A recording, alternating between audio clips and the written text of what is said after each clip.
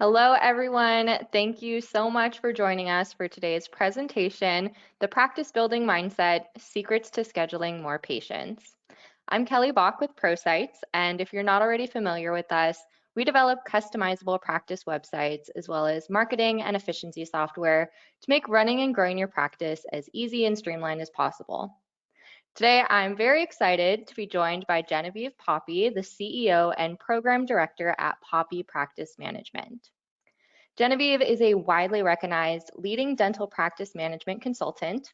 She has led an extensive career up until now, including many years of clinical and practice management experience, being the mastermind behind numerous practice acquisitions, transitions, and relocations, and even experience as an owner and manager of a 7-practice affiliate group. All of which has led us here today, where she'll be sharing her secrets and insights for you to incorporate into your own practice. Before we get started, just a few housekeeping items. If you have any questions throughout the presentation, please feel free to submit them through the chat. We'll answer as many as we can at the end of the presentation, but if we aren't able to get to your question live, we'll be sure to follow up after the event. Additionally, we'll be sending out the recording and handouts to all registrants after the webinar. So if you have to hop off early or if you have a colleague who wasn't able to attend live, you'll still have access to everything afterwards. Lastly, after the webinar, a quick survey will pop up on your screen.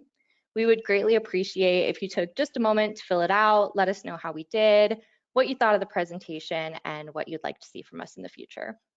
So without further ado, thank you so much for joining us today, and I will hand it over to Genevieve Poppe. All right, thank you for the nice intro. It makes me sound fancy. So I am excited to be here with you guys today to talk about one of my favorite things, which is new patient phone calls. A little bit about me. I'll get my slide to advance here. That was a really nice intro. I have been in dentistry for a long time, and I've done a lot of different things, worn many different hats. But the 3 things that I tell people they should know about me are: 1, that I'm a customer service maniac; 2, I'm an enthusiastic change agent, which not everybody loves about me initially anyway. And 3rd, I'm a new patient whisperer. And by that, I mean, I might schedule you a dental appointment even if you call the wrong number.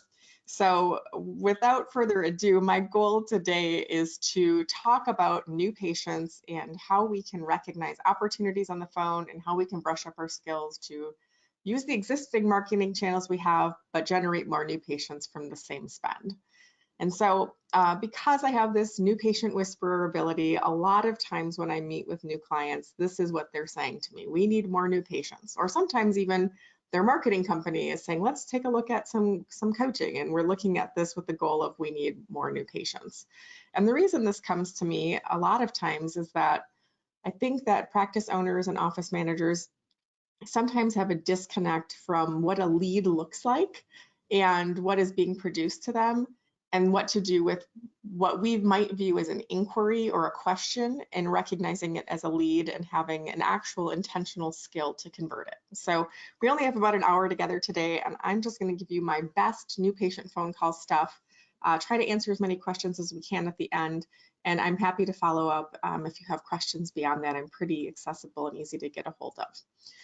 So the first thing that I like to kind of put on people's radar when it comes to the idea of growing a practice or wanting or needing more new patients is that I really encourage people to track lead sources and conversion rates with tracking numbers. So using tracking numbers that are different phone numbers for different lead sources will help us understand the types of leads that we're getting from different marketing channels, but also our effectiveness with different types of questions, different inquiries. If we're running a specialized campaign, does our team know how to answer questions around things like implants or advanced dentistry? And being able to sort out and listen to what those phone calls sound like based on the types of marketing that you're putting out there can be really powerful in getting better results out of the marketing that you're already doing. And so not every team member loves the idea of recording new patient phone calls, but I like to think of recording new patient phone calls as not so much an accountability measure, but as is more like game tape, right? So if we are implementing a new system, being able to look at how we're actually implementing it is really important. And so if you ever have a child or if you ever played a sport, you understand the difference between what you think you might sound like or what you think your body might be doing and what is actually happening. And sometimes we can only connect those dots if we're looking at that game tape to see how it actually went. There's a big difference between theoretical ideas of conversations and what really happens live in the busy environment of a dental office. And it's also, to me, very different in terms of a training resource to listen to an actual phone call that happened rather than doing secret shopper or testing calls with people, which makes team members feel scrutinized and tested. And honestly, they don't even value the feedback that much because they know they were being tricked to begin with. So if you don't already record and listen to your new patient phone calls, I would encourage you to do so. I have a couple of resources to do that. If you need help with it, feel free to reach out to me. I have some contact information I'll give you at the end. That said, if you do record your calls and you haven't listened to them for a little while, I want to mentally prepare you that this is not the fault of our team members, but our industry is not great at converting new patient leads. So I have seen conversion on big spends as low as 30% conversion. And a big part of this is the training or lack of training that we provide to the team members that are picking up our phones. Now, in most companies, if they are making a big spend on marketing, those calls would be routed to a person trained to sell their product. But in dentistry, we oftentimes, one, don't even involve the people answering the phones in what's happening from a marketing perspective. And two, we have no training specialized in terms of a call or a lead conversion in dentistry. So I always like to ask dentists and managers, how much training did we require of our teams in order to touch the fancy stuff in our office, right? It's usually a lot. I know offices where you have to watch somebody scan for months before you're allowed to touch this very expensive piece of equipment. But we usually provide almost no training on the phone. And in fact, we tend to let our least qualified, newest people just pick up the phone, right? We put them on this task because it feels like the thing that's interrupting us. But the phone, especially if you're in growth mode, especially if you're pumping money into marketing, it is vital that your best people, your highest trained, your most experienced people are the ones that are answering your phone, and that there's a process and an expectation for what's going to happen on the phone when we pick up. I've actually been in dental offices where people are there on their first day and the first thing we have them do is just pick up the phone. They don't know anything about the office. They don't know the hygienist names in some instances. I've seen them scramble for a business card because they don't know the office phone number. So really think about what you offer up in terms of getting people prepared to pick up the phone and represent your business. And hopefully from today, you can take away some really practical tips to have more effective phone calls starting on Monday morning.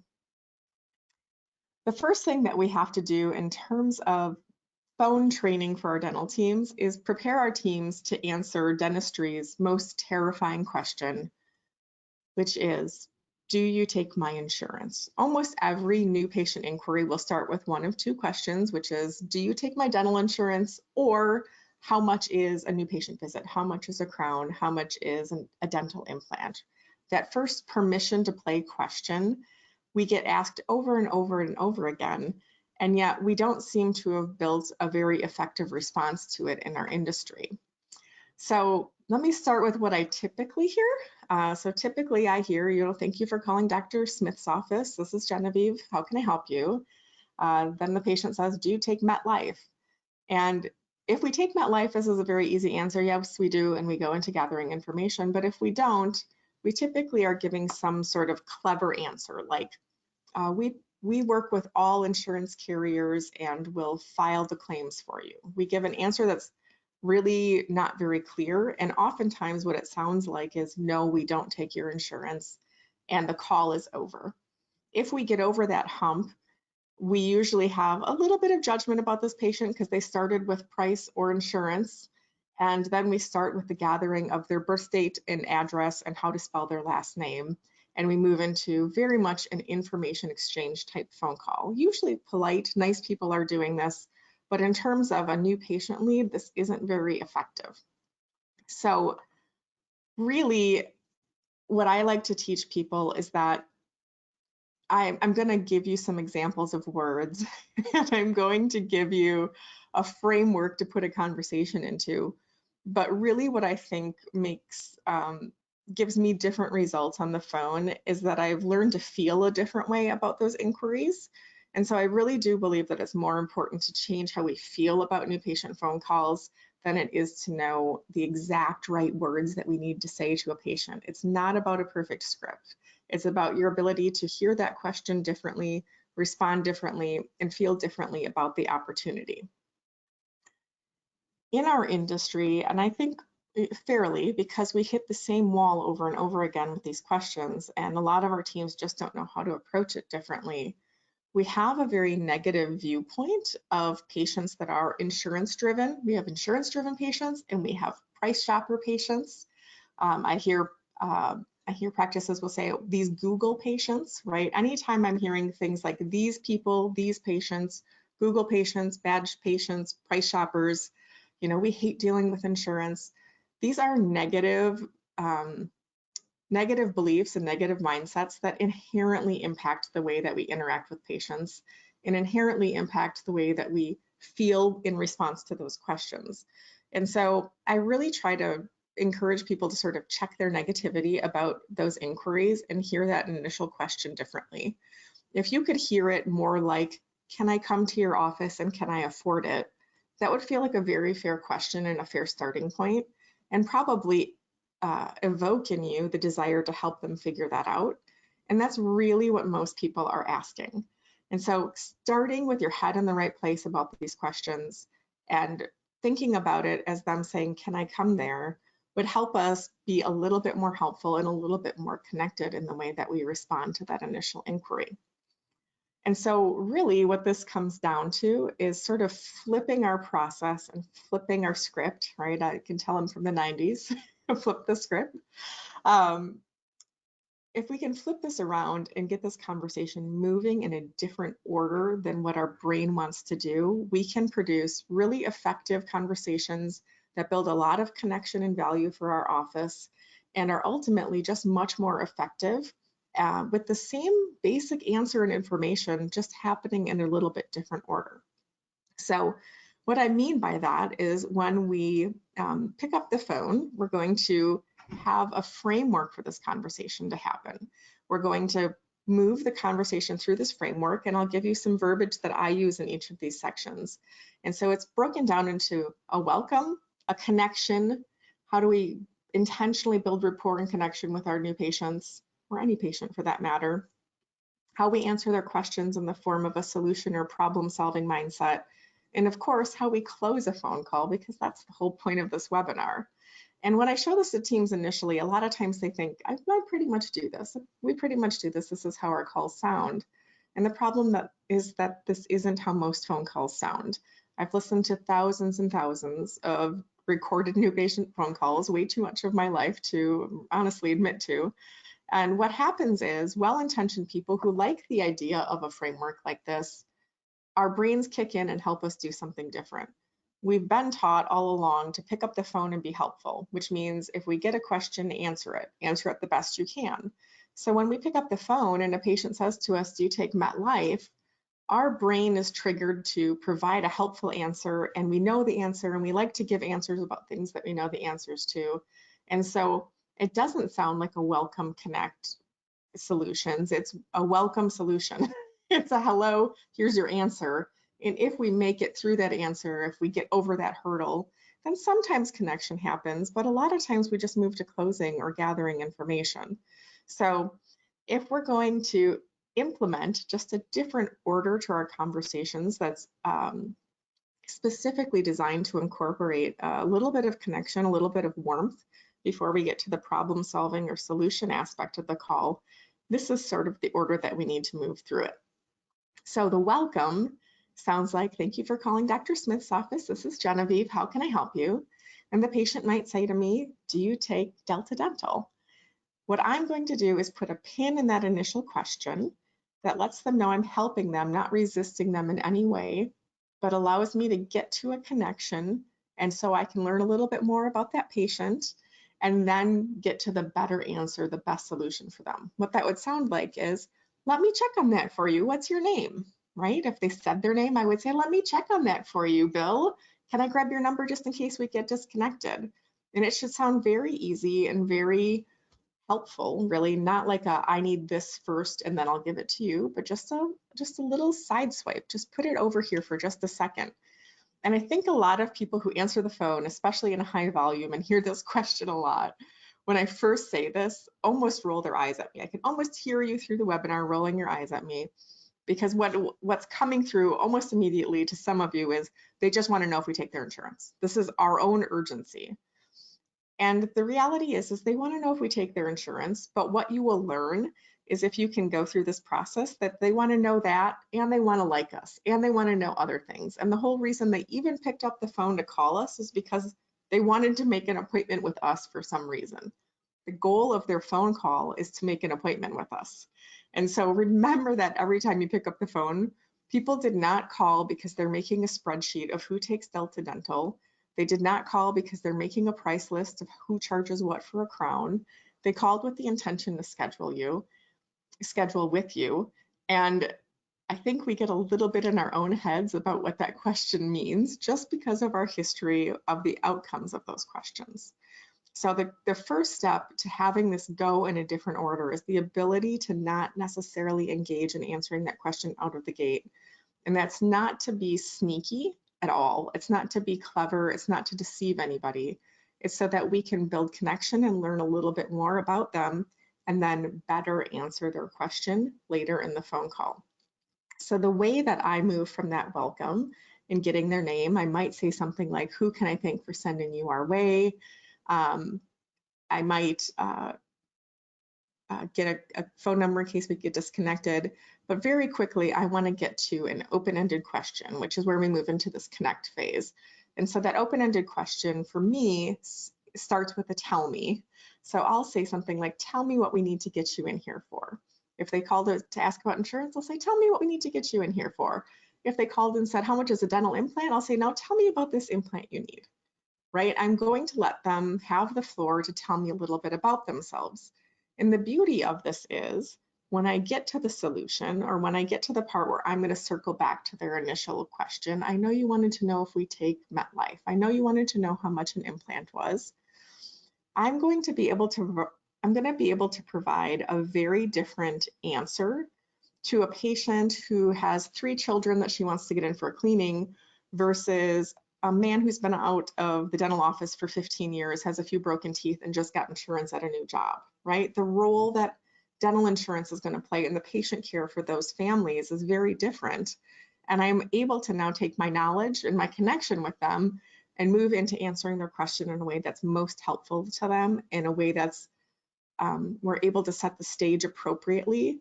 That sets up really good case acceptance along the way too, having people have an idea of what something might cost, or putting insurance in perspective for people, knowing that it might not cover everything, helps people be ready to actually spend money at the dental office to accept treatment, and to also have high trust established when they get there. So when you move to solutions, I like to circle into that section with something that sounds like, now I know you wanted to know, insert their question. Let me tell you let me tell you how we work with your plan in our office. Let's see if we can get you an idea of costs for that, right? So I want to be able to move into that solution phrase with positive language, with the ability to provide positive answers. A lot of times when we're talking about dental insurance, especially sort of in our current process, we're really good at getting out there all of the issues with it. So we want to just let people know we're out of network. It has, limited coverage in our office. We want to kind of get all of the bad stuff out just to make sure they know. And it's almost like we're getting it over with. And instead, if we could frame that a little bit later in the call, after we're connected and we like each other, and I can say, you know what, Mary, let me tell you how we work with MetLife in our office. right? We can then give very much the same information that you've been giving all along, but it's happening with different contexts and it's happening later in the conversation after a person has had the opportunity to talk about themselves a little bit. And you will be surprised that the callers that you thought only cared about insurance or only cared about money have a very different feeling 2 minutes into a phone call after they've had the ability to talk about themselves and feel heard and understood. And now, once I present that solution and I'm able to help them see what we can do for them and why they should choose us, that's when I close, right? So I ask them to actually schedule, or I should say, I assume that they're going to schedule the appointment at this point. So I say something like, let's do this, let's get you in for, and I proceed to present an appointment that sounds like I invented it for this caller, right? It might go into your schedule as a new patient comp exam, or it might go in as a limited problem-focused eval. But I like to say, let's get you in here and take care of that tooth that's bothering you, right? Let's get you in here and take a look at that, make a plan to get you comfortable, and then we'll start back at the beginning. That sounds very different than we'll get you in for a periapical x-ray and a limited problem evaluation, right? Learning to check our language and make it feel personal so that it actually connects back to what that person's stated problem was is a really powerful way to show people that we were listening. And again, a really powerful way to close an appointment. It's very hard to resist somebody who really gets you and really understands what needs to happen. And then it's only after I have that appointment committed and saved that I actually gather patient information. So I don't know how to spell this caller's last name. I don't know their birth date until I already have them connected as a person and their problem solved. And then I gather their information and I do that last. And for some people, that feels hard to imagine doing that because we're so used to entering this all in a computer as we go. But I can assure you that if you can get away from doing that so that you can be focused on the conversation and listening, and then entering that stuff in the computer at the end or after you're off the phone with them even, you have a very different, much higher quality phone call that yields much different results. A really critical part of this is being willing to ask questions, being curious, genuinely curious about the caller. So when I say tell me, what I do in my own head as I move into that connection section of the phone call with a tell me is that flips a switch on in my brain to be genuinely curious about this caller, right? I find a way to be genuinely curious about their situation. Now that's sometimes easier to do with people who say things like, I want an implant or I need this treatment. We have an immediate obvious thing to be curious about. But some people are really easy and they just say, I just need a cleaning, right? So what a lot of new patients say. And so having a genuine curiosity about why this person might be coming to you will allow you to be curious and have a natural conversation. But that's not always easy to switch to because most of our conversations in dentistry are very yes, no, right? We've been taught to ask yes, no questions to remain in control of patient conversations and to gather all the information that we need. And so being prepared with questions that you might ask or go-to questions can actually be helpful at making that conversation feel natural and being confident with it. So I always have a couple in my pocket, right? If a person says, oh, just a cleaning, right? I say, oh, fantastic. Are you coming to us from another dentist in town or are you new to the area? Right? In either instance, I have something to connect with them on. If they're new to the area, where did you move from? Are they coming from another dentist in town? I might have something to learn about how we can make sure their visit with our office goes a little differently than their last visit or what they might have been unhappy with previously. So the idea of asking more questions is easy in theory, or people like the idea of it, but really it's not necessarily easy on the fly. So if you can think of some or have some in your pocket that elicit conversation that makes you feel comfortable and you feel connected to people, make sure that you think about that ahead of time. Maybe even write a list of them or ask coworkers what they ask people. It's interesting how tricky that is when you're switching to giving up control of a conversation and letting people talk about themselves. It feels initially kind of uncomfortable, like we're letting go of this thing. But what's really amazing is that you learn a lot about patients and they show up for their appointments and they come in already trusting and liking you. Not because you said anything fancy or you wowed them with perfect verbal skills, but because you gave them the chance to talk about themselves. And people rarely get the opportunity to do that anymore. So if you are building conversations on the phone that allow people to feel heard and listened to, honestly try to think of the last time that that happened for yourself. I mean, I'm sure you don't call your doctor and they don't ask if you're new to town, right? They don't care. They're just gathering information and making the appointment. And so you have the opportunity to create a really unique service environment, a service opportunity that people don't experience anymore, and it can make you very much stand out. And it doesn't take 20 minutes of this, it takes 2 minutes of being interested in somebody to make a person feel very different about your office and very different about potentially paying more to come to your office, right? The other thing that this call process allows you to do is to learn to find a love for price shoppers. I joke all the time that if I could just answer price shopper calls all day, it would be like my dream job. It would be so fun. First thing that we have to know, I want you to know this, I don't know, somewhere along the way in dentistry, we have come to believe that price shoppers are literally collecting price data and making lists of who charges what. I want you to hear this question differently going forward. If a person says, how much is this? What they are saying is, can you help me figure out how to do this? Right? They're not landing at the office that has the cheapest price. They're landing at the office that has a solution to help them afford something that feels a little bit out of reach, right? Most price shoppers care less about the dollar amount and more about somebody making this easy and approachable for them. And a lot of times people who are shopping on price, it isn't even the price at all. It's something else that was wrong in their previous experience. And if we can't be curious and if we can't engage in that open-ended conversation before we talk about this, we have no way to have a different result in our office. So when people call me and ask me about money, I put them through the same process. I say, well, let me see if I can help you figure that out. Tell me what's going on with this crown. Tell me what's going on with this broken tooth. Tell me about this implant you need. People who are calling about a price typically have a story. There's almost always something going on. And so they're the best ones to engage this process in because it doesn't take more than to tell me and they're ready to lay it out for you, which gives us all the answers. They're telling us exactly how they need help. And our ability to circle that back into a solution for them is really profound. So when a person says, how much is an implant? I say, well, let's see if I can help you get in a ballpark on that. You know, what is your name? Who can I thank for sending you our way?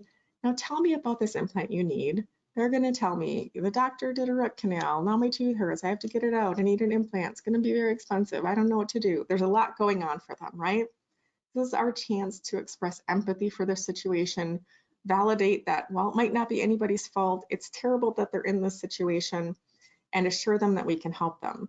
So I'll listen to their story, maybe ask a few clarifying questions. And just to be clear, I don't want us to quote fees over the phone. That's not at all what I'm proposing. But I will tell you that giving people a ballpark helps them feel mentally prepared to spend money to do this. So after they tell me their story, I say something that sounds like, okay, now I know you wanted to know how much this implant would be, and I can't give you an exact price. There's so many factors that go into, total pricing on replacing a tooth with the dental implant. But I can tell you based on what you're telling me, it could be anywhere from $5,000 to $10,000. And I'm telling you, I give them a range that huge, especially if I don't know, right? And I'll say, let's do this. Let's get you in here to have Dr. Smith take a look at the whole situation. He'll get us better pricing, and then I'll sit down with you and help you figure out how we work this in your budget. How does that sound? And what most people will say to me is, that sounds good, right? That feels very different than saying, we don't quote fees over the phone, you have to come in for an examination, which feels very much like it's so expensive you can't even tell me how much it is, and that scares people.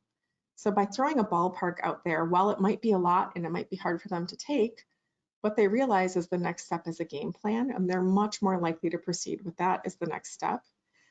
If you try to push them to that without giving them any information, it feels too overwhelming and too scary to do it. There are instances, or maybe you're newer in dentistry and you actually you don't have the knowledge or skill set to ballpark the treatment, right? Like you're not sure at all. Like you don't even know what goes into doing this. And I want you to know you can still use this trick, right? So if at the beginning of the call, you can still say something like, let's see if I can help you get an idea about that. Tell me about this implant. You're still going to open them up to telling you their story. And then you could say, okay, Mary, I know it's really important for us to figure out the money side of this and that you're worried about that. I wish that I could give you an idea over the phone. There's just so many factors that go into fixing a situation like this. What I can tell you is that I'm so glad you called because Dr. Smith is so good at doing this. Let's get you in here to have him take a look at this.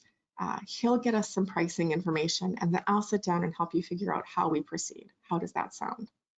Right? I still never evaded. I tried to answer their price question. You can still have the same process without feeling like we don't quote fees over the phone. That actually feels like a really resistant kind of hostile thing when you hear it back. And I understand why people have those policies because they've gotten in trouble with people trying to give exact prices. But understanding ballparks, and if you don't know how to give a ballpark, maybe even looking into asking, if you have common types of marketing, ask some questions of your treatment coordinators or your doctors or your insurance coordinators to try to have some basis for what cases like that might cost. It can help you feel more confident and it can help you actually really get people mentally prepared instead of when they come in with no information and then they're blindsided, which doesn't tend to work out all that well. So the other thing that I encourage people to do is use an intake form to do all of this, right? I have this whole process mapped out on an intake form and I want you to feel free to email me for it. And I think we're actually, Kelly, we're sending this out with the replay, right? Yes, we are. Okay, so we're sending this out with the replay, so you should have it. If you have any questions about utilizing it, please let me know. Also, I want you to know that you don't have to print this in color. I've got my pretty colors on it, but sometimes what I actually recommend people do is to print this intake form in black and white. It's actually two-sided. Print it in black and white, but on a brightly colored sheet of paper. So bright yellow, hot pink, hot green, really obnoxious, right? The reason is that I like to show my team, this is my new patient intake form. I'm focusing on really listening to new patients when they call in. And if I have this green sheet in front of me, if I have this pink sheet in front of me, what it means is I am taking a new patient phone call. So please don't interrupt me unless there's a fire. Right? We want to teach people to not park patients in front of us when we're talking to a new patient. We've all had this moment where we're on the phone in the middle of sometimes a serious conversation, and then a hygienist parks a patient in front of us to lean over the counter at us and watch us talk on the phone. It's very distracting, and it's not fair to either patient, honestly. So I know some offices, there's just one of you holding it all down. It's not possible. But even then, if your team knows that you're talking to a new patient, they might seat the patient and let you get to them in just a moment. And so it can be that intake form can actually be a system to limit interruption for new patient phone calls, which do really require some focus, right? They really do take some attention. The other reason that I really like a new patient intake form, even though some people will fight me on this and want to enter it all on the computer as they're doing it because they think it's faster, it's actually not. If you hear it recorded, you will see that it's actually slowing the conversation. It's making the patient wait for us to do this stuff. It actually feels really disconnected from a conversation standpoint. And so also if you're writing, it sort of forces you to be what I call head down. You're looking down because you're writing and you're listening. When we are looking at this screen and we are typing, it is not possible for us to be as present as we should be for a new patient phone call, especially one where we are taking the leap of opening up a relationship. We are asking them to tell me, we're getting curious about them. If we do that and then we're not fully listening to them, that is sort of a crucial relationship or rapport building sin.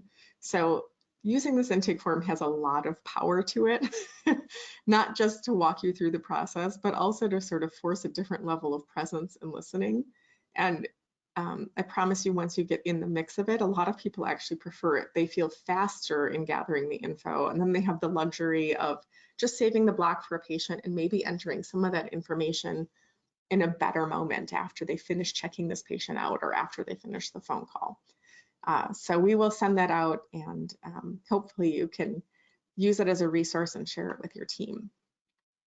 Kind of my final big piece that I like to get out there when it comes to new patient conversions and more new patients and wanting more new patients is understanding some of the roadblocks that sometimes are created for new patients by our own policies. And what I mean by this is best told in a story that I experienced personally. I used to own some dental offices. I used to own 7 dental offices in the Madison, Wisconsin area. And I had 2 practices very close to each other geographically, very similar demographics of patients, almost identical marketing budgets. And one was seeing about 40 new patients a month, and the other was seeing like 10 to 12 new patients a month. And it was weird to me because I knew I had really well-trained people. I knew we had a good marketing plan. And I just happened to have this lucky moment where both of my team members at this second lower patient office were out for a couple days in a row. And so I was covering the front desk myself. And the first day that I was in the office, I scheduled 8 new patients, which is more than sometimes we were seeing in a month. And I thought, well, this is weird because the phone is definitely ringing here. And then I got one phone call that I just will never forget. And it was a young guy who said to me, do you guys require your new patients to have an FMX? And about 1,000 things ran through my head in this exact moment, because my first thought is, oh, crud. Had my team members been here, they might have easily upheld my X-ray policy. They might have died for this policy and said, yes, our new patient exam consists of a comprehensive exam, full mud series of X-rays, and the cleaning that's appropriate for our new patients, because that was the policy that they were trained on. And I, as the person answering it, luckily I had ownership in the practice, so I was in a little different position. Was just curious because this was such a weirdly specific new patient question. And so I said, well, we'd like to have one for sure, but, can you tell me why you ask? And he proceeds, just a little bit of curiosity, and he proceeds to tell me that his dentist down the road, really just a few buildings over, that he's seen his whole life, has a policy that once you're 23, you have to have an FMX. Now, I could have made 1,000 judgments about this, like, oh, another patient who doesn't want X-rays, or, if he can't afford an FMX, he can't afford to come to our office, or any of those things you hear people say, right, in any of our dental speak. But instead, I just stayed curious, and I said, well, okay, I understand wanting to have a full series. I said, is there a reason that you don't want to have them? And he said, well, it's not that I mind having them, but I just had my wisdom teeth out, so I've recently had a panoramic X-ray and it's not covered. And this is how I know some well-meaning team member has been a policy upholder for their doctor on this FMX policy and has spoken very specifically about it to this patient. And my heart is sort of breaking at the same time. I'm thinking this very reputable doctor is losing a patient because a well-meaning team member is trying to uphold a policy over $100 full mouth series of X-rays. And so I just said to him, you know what, how about this? Why don't we get you scheduled for your next cleaning and exam? We'll get your current X-rays sent over. And if you need an FMX, it's on me, it's on the house. And he said, really, are you sure? And I said, absolutely, we'd love to have you. And so I scheduled his appointment. And as I made his new patient cleaning appointment, he said to me, oh, by the way, do you guys do Invisalign? And I said, absolutely, we do Invisalign. And he said, oh, fantastic, because my mom just said that she'd pay for it. So my heart broke a little bit as an owner, and in the realization of, like, if I had not answered this call, it might not have gone this way. And this would never have been on my radar because my team would think that they're doing exactly what I want them to do. And so this patient, or this doctor down the street, lost a patient over a full mouth series of X-rays, a lifelong patient. It was his only dentist he'd ever had. And I gained a $6,000 phone call just by being curious and not being so rigid in my policies. All this to say is that I think very often owners and doctors are not talking to their teams about what these leads and these calls sound like or what these problems are, which is why I'm a huge proponent of call recording. But I guess what I would say is regardless of your position in the office, this is a big blind spot. So if you are answering the phones and you're hitting moments like this, where like if I could have been flexible there, or if I could have made a give there, I could have scheduled that appointment. I promise you, your doctor or your marketing manager or your owners would want to know about that. They would want to understand what those roadblocks are for patients. And doctors and owners, you need to listen in and see if you can notice any trends, or you're seeing moments where your own rigid policies are actually obstructing um, patient flow in, because teams, just generally speaking, are not thinking of themselves as the sales department, right? They're not thinking like I'm the sales department answering a marketing lead. They think they're scheduling a patient for care and they're following the office policies. And so opening up conversation around how to look at these calls and what the policies might be that are making it tricky for patients to get in, or where they're meeting resistance. Most doctors that I know are happy to be a little bit flexible to get a patient in the door and to establish that relationship with people. And I really encourage you to talk to your teams or talk to your doctors about how empowered can your phone team be to make that appointment, right? Can they make a give? Can they do something small that means a lot to a person? Because when I tell that story, I've never had a doctor say, absolutely, I wouldn't have seen him without the FMX. Almost all of them are like, oh my gosh, just by asking a couple more questions, we realized this is actually a fantastic patient that we could have very easily judged as a person without money, without resources, or who was X-ray resistant based on the first question they asked me. And really having that experience, it kind of forever changed the way I looked at phone training and the need for it, and how much of it is really just the way we think about the phone calls and less about perfect verbiage. It's about giving people a framework and empowering connection and bringing people in for the most appropriate type of appointment for them.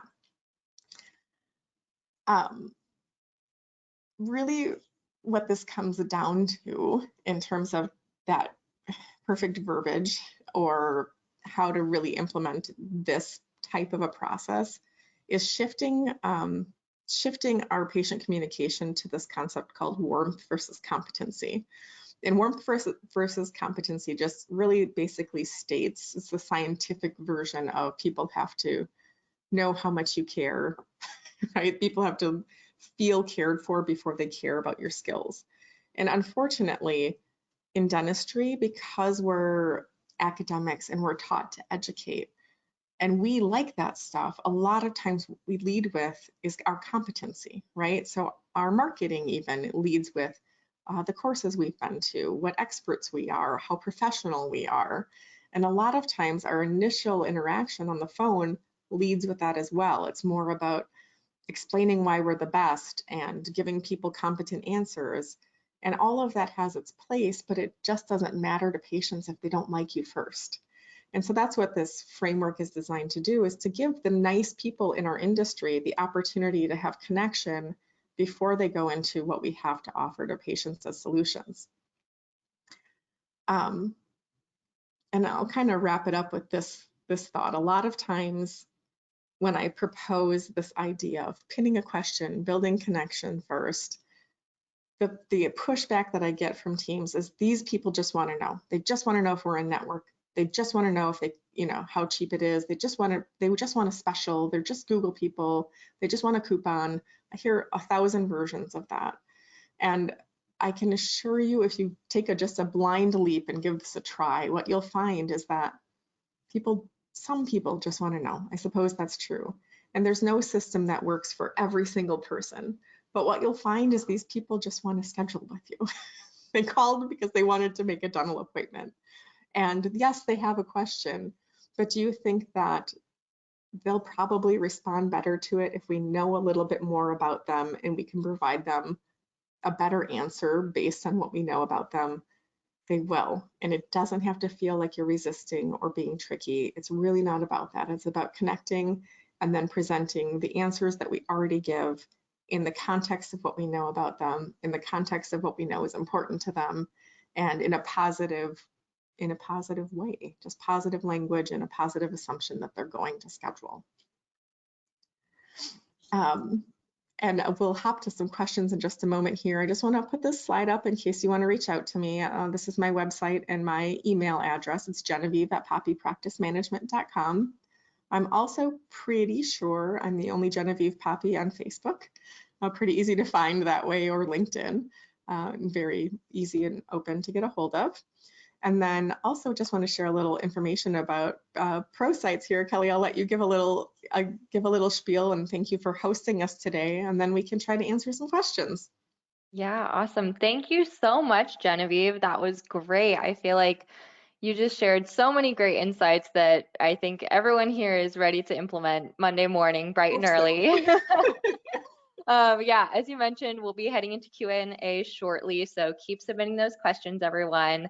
A little bit about ProSites. I see we do have quite a few current users online with us, so hello to you all. If you are new to ProSites or this is your first time seeing anything from us, we would love to chat with you more. Our phone number and website are on the screen, but for anyone looking to learn more, we're all about dental marketing, communications, and efficiency. So if you're looking to implement some of the strategies that Genevieve talked about today and want to make it less overwhelming, more automated, so that you can really focus on that human connection, give us a call. We can help with everything from getting you a brand new professional website to adding digital forms or online scheduling and bill pay to kind of free up your front desk so that they can really focus on having these great conversations with your patients and future patients. So if you'd like to learn more, give us a call or just make a note in this survey after the webinar that you'd like to learn more, and we can have someone reach out to you. And so we can go on to Q&A now. All right. Okay, so we did have a few questions come in. Let me go ahead and take a look. Okay, first one. So what if someone calls in with state insurance or Medicare and cannot come to our office? Then what do you tell them? Right. Okay. So this is one I get a lot. And of course, there's no need to move through this exact process only to tell them at the end, you can't come here, right? I don't want you to lead them along or waste the time to say you can't come to the office. But I do want to put in a grain of that losing judgment, because what I find is that there are some people, not all, right? But there are some people who happen to have those benefits available, but also have the means to pay for dental care and are having problems being seen within that network. So actually what I like to say is something like, unfortunately, we're not able to work with that plan, but we do have patients who choose to see us for private pay. Is that something that you're able to do? If they say yes, then I proceed with that very same call process, right? If I know that people in the area with that plan, some of those poor people, like they've called 50 offices, you could almost hear the desperation in them. I try to be as helpful as I can. And so sometimes I'll say something like, unfortunately, that's not a plan that we are able to work with. We do have patients who choose to see us in private pay. And I know it can be really hard to get in with somebody in the area. Is that something that you're able to do? All right, so acknowledge and sort of validate for them that they might make 50 more calls. Because there are people who have, one, they have resources. They have foster children or adopted children, or children with needs that allow them these benefits, but also they have the means to take care of it, or they have a grandparent or a boyfriend taking care of it. And so not just putting it to an immediate no. Honestly, if you're in a place where you get a lot of those calls, if 1 in 10 or 1 in 20 turned into a patient that you're able to help and care for, it can actually be powerful. And it also sort of a test of your ability to not move to judgment and answer things with a no. That's great. We have another question, kind of similar to what we were just speaking about. We have a big problem with patient judgment in our office. We've tried initiatives like this in the past and gotten pushback from the team. Do you have any other tips to encourage team buy-in? Mm, yeah. Um, well, not to sound harsh, to me, patient judgment is just not acceptable, right? I get that we live in an environment where there's lots of places to vent about our patients, a lot of Facebook groups. And I understand that we work in a hard industry and things are hard, but we're also completely exist to serve our patients. And so, one, I sometimes actually have to look at my doctors and leadership teams because sometimes the things they say and do about insurance unintentionally create this bias within their own teams. So, like, I have doctors that are very proud of being completely fee for service. We're totally out of network.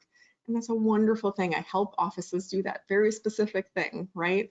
But sometimes what I see is the side effect is that then we feel like people who actually care to use their insurance are somehow not worthy of our office. And it can sometimes come from our doctors and the way that they speak about it. And so you have to check that level of it first. But then in terms of team buy-in, I sometimes find, and now this sounds, I don't mean this in a negative way, but playing that game tape, I find that most people are fundamentally compassionate in dentistry. And if they really have lost that, they probably don't belong answering your phone. But Mm, most of them generally are, and they've just gotten into a bad habit of venting or participating in negative talk. If you can help them, not in a public setting, not to shame them, but if you can help them hear what that sounds like on a recorded phone call, I've had people cry when they heard themselves back oh, because they hear that disconnect of compassion, and that's not who they want to be. So mhm. sometimes, while it seems counterintuitive to people who are being really resistant, appealing to their compassion and letting them hear what it sounded like when they were less than helpful to a person can help them sort of wake up to that. Such a great idea. I love that. Mhm. We have another question.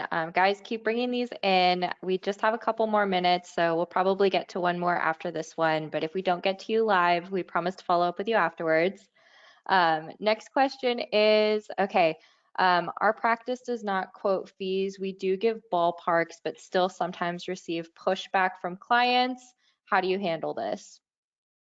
Right. So I think that the art of a ballpark is kind of nuanced, right? Because it's one, it takes some skill in the person receiving the call to really understand the dental situation of somebody, right? And so sometimes, and especially now in our industry, we have people answering the phone. We have a lot of new people in our industry that don't understand how to connect what they're hearing from a patient to what that might mean in treatment, right? Like, that's easy for me to do. I was an assistant for many years. I was a treatment coordinator for many years. I can almost build the treatment plan in my head.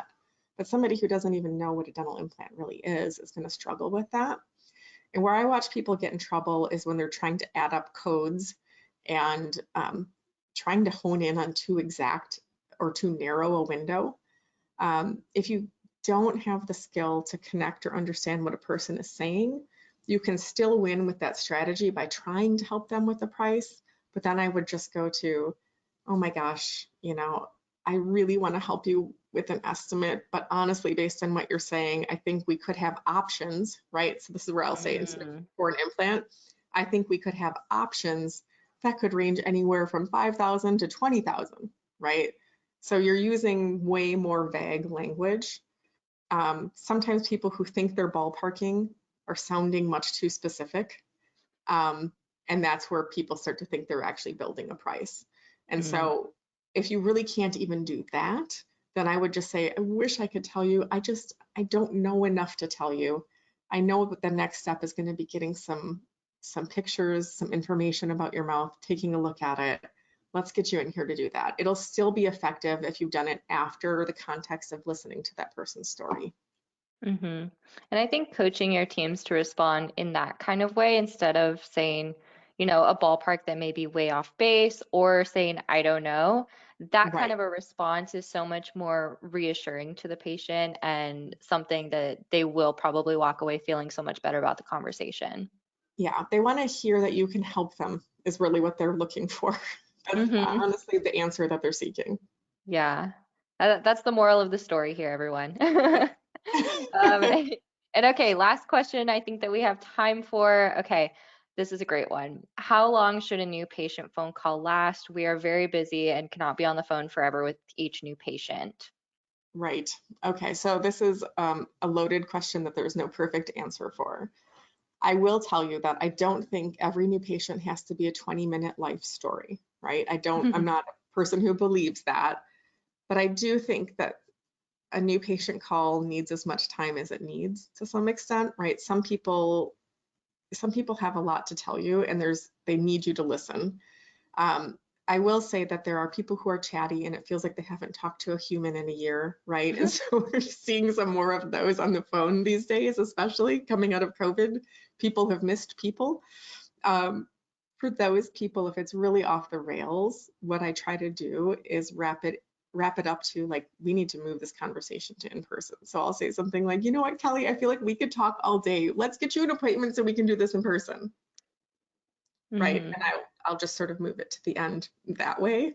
But just know that when I talk about relationship building and connection, it can happen for some people very quickly. You can do this call process in 5 to 7 minutes with many types of callers. And then if you are marketing more specifically for big case, if you're marketing for things like implants or all-on-fours or cosmetics, you have to build into your marketing budget enough time to tend to those people because bigger case marketing, bigger needs dentistry require more attention. They're higher needs patients, not just dentally, but emotionally. Hmm. That's great. Yeah, thank you so much, Genevieve. Oh, it's my Um, yeah, so everyone, we want to be respectful of your time. So again, if we didn't get to your question during our Q&A, we will be reaching out in a little bit to follow up with you. Once again, thank you all so much for joining us today. We hope that you learned a lot. We will be sending out the recording and handouts within the next 24 hours, so be on the lookout for those. And then lastly, don't forget to fill out that short survey. It's going to pop up on your screen in just a minute. And we look forward to seeing you again at a future webinar. Thank you. Bye. Bye.